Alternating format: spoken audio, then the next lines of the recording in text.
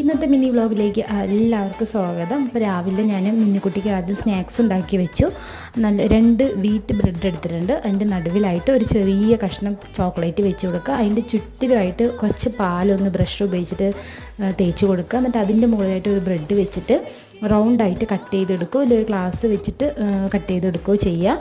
എന്നിട്ട് അതൊരു ചെറിയ കഷ്ണം ബട്ടർ ചൂടാക്കിയിട്ട് അതിലേക്ക് ഈ ബ്രെഡ് വെച്ച് കൊടുത്തിട്ട് ഒന്ന് മൊരിച്ചെടുക്കുകയാണെങ്കിൽ സിമ്പിളായിട്ടുള്ള സ്നാക്സ് റെഡിയാണ്. അപ്പോൾ സ്നാക്സിന് അത് റെഡിയാക്കി എടുത്തു. അതിനുശേഷം ലഞ്ചിന് കഴിക്കാനായിട്ട് ബീട്രൂട്ട് റൈസാണ് ഉണ്ടാക്കിയെടുത്തിട്ടുണ്ടായിരുന്നത്. അതും റെഡിയായിട്ടുണ്ട്. അതിനുശേഷം മിന്നുക്കുട്ടീനെ എണീപ്പിച്ചു. മിന്നുക്കുട്ടീനെ റെഡിയാക്കിയതിന് ശേഷം മിന്നുക്കുട്ടീനെ സ്കൂളിൽ പറഞ്ഞയച്ചിട്ടുണ്ട്. അപ്പോൾ എന്തായാലും ഇതിൻ്റെ റെസിപ്പി വേണമെന്നുള്ളവർ കമൻറ്റ് ചെയ്യുകയാണെങ്കിൽ ഞാൻ എന്തായാലും ബീട്രൂട്ട് റൈസിൻ്റെ റെസിപ്പി ഷെയർ ചെയ്യുന്നതായിരിക്കും.